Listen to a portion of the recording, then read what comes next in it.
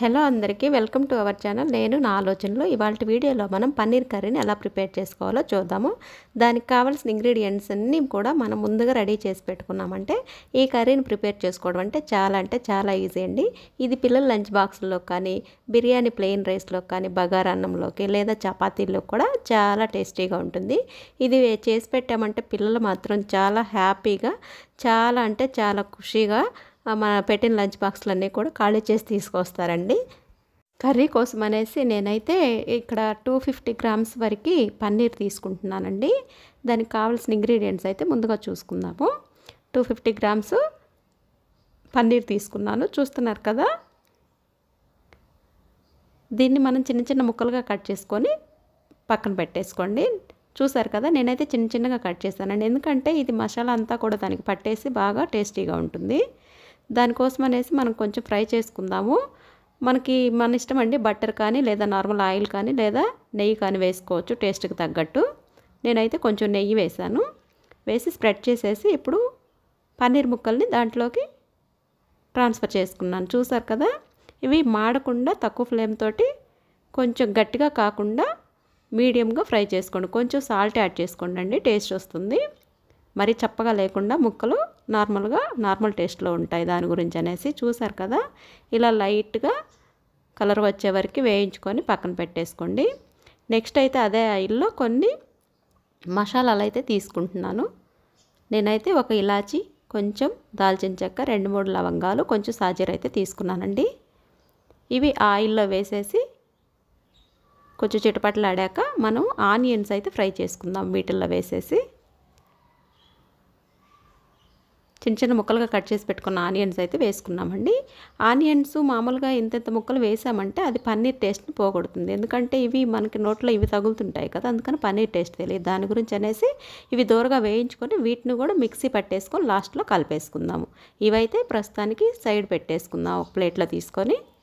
Next కొంచెం oil add చేసుకొని టమాటా ముక్కలను కూడా ఫ్రై చేసుకుందాము. వీటిని కూడా దూరగా మగ్గనిచ్చే వరకు ఫ్రై చేసుకొని వీటిని కూడా ఒక ప్లేట్లోకి తీసి పక్కన పెట్టేసుకుందాము. అవి చల్లారేలోపు మనమైతే వాటికి కావాల్సిన మసాలాలు కూడా రెడీ చేసుకున్నామంటే కర్రీ ఈజీగా అయిపోతుంది. చూసారు కదా, వాటిని కొంచెం హీట్ చేసి కొంచెం దగ్గరికి అయ్యాక ఒక ప్లేట్లోకి తీసుకోండి. వాటిల్లోకి అనేసి మనం ఇప్పుడు కొన్ని గార్లిక్, కొన్ని ఎండుమిర్చి, కొంచెం జీడిపప్పు అయితే తీసుకున్నాను గ్రేవీ గురించని. ఇవి మొత్తం కూడా టమాటా గ్రేవీతోటే మిక్స్ చేద్దామండి. చూసారు కదా, ఇది చల్లగా అయిన తర్వాత వాటిల్లో ఇవి మొత్తం మిక్స్ చేసి గ్రైండ్ చేసుకుందాము.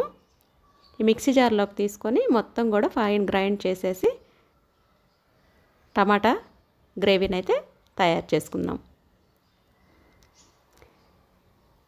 చూసారు కదా, ఇప్పుడైతే మనం మసాలా గ్రేవీని రెడీ చేసుకుందామండి. దానికోసం అనేసి పెరుగు, మనం ఏ క్వాంటిటీకి అయితే ప్రిపేర్ చేసుకుంటున్నామో దానికి తగ్గట్టు నేనైతే పెరుగు 4-5 స్పూన్స్ తీసుకున్నానండి.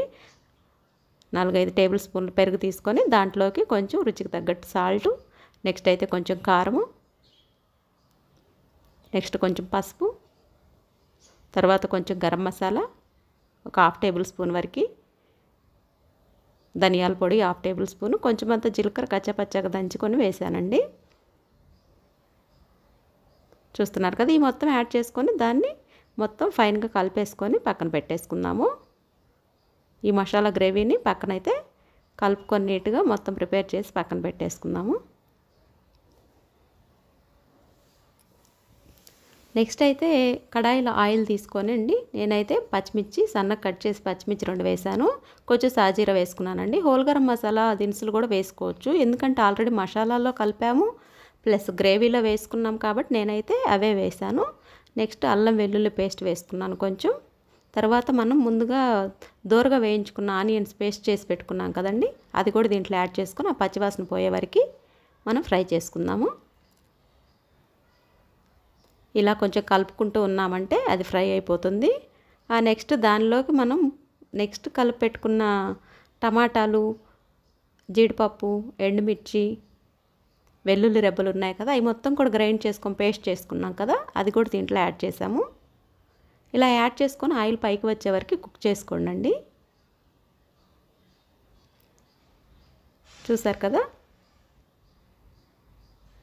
ఈ టమాటా గ్రేవీ కూడా వేసేసి మొత్తం ఫైన్గా ప్రాపర్గా కుక్ చేసుకుందాము. ఇలా ఉడికాక మనకు ఆయిల్ పైకి వస్తుందండి. మనకు ప్రాపర్గా కుక్ అయిందా లేదా అని తెలుసుకోవడానికైతే మనకి ఏదైనా ఐటెం ఉడికినప్పుడు ఇది ఆయిల్ పైకి వచ్చేస్తుంది. ఇలా ఆయిల్ పైకి వచ్చిందంటే మనం ఆ ఫుడ్ అయితే కుక్ అయినట్టే.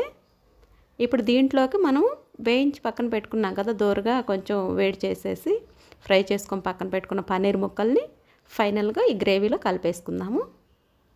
అంతేనండి, ఈజీ కదా.